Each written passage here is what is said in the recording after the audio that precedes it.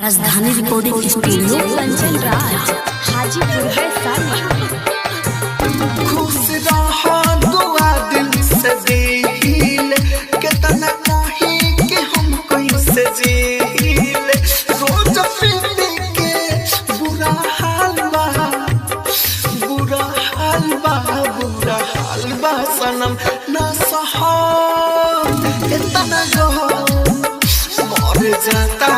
हम मुँह दिखा दो सनम तुहे हमर कसम मुँह दिखा दो सनम खुश रहो दुआ दिल से दिल कितना कही कि हम कैसे जील रोज पी के बुरा हाल बा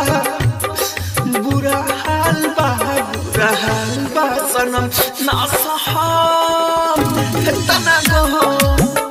मर जाता नहीं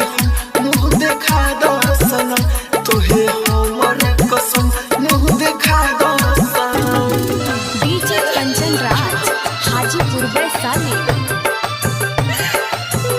हम दीवाना तो तू दीवानी हो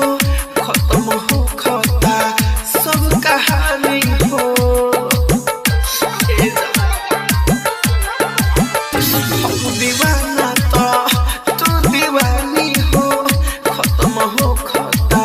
सब कहानी हो मांग के तू से नूर अपन धोनी हो ना हो ना बा प्यार हमरा से तो तू रोई हो ना हो ना बा प्यार हमरा से रोई हो ना हो ना रहे प्यार को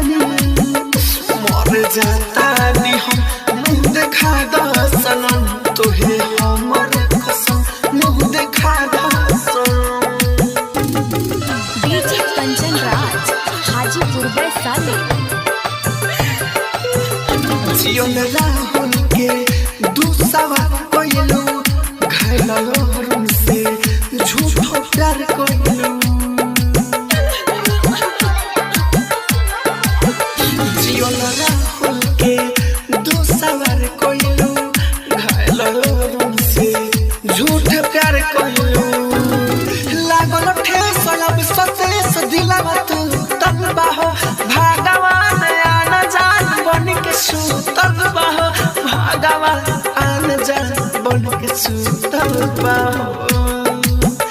बेरहम ई जखम मर जाता नहीं हम मुँह दिखा दो सनम तुहे हमर कसम मुँह दिखा दो सनम।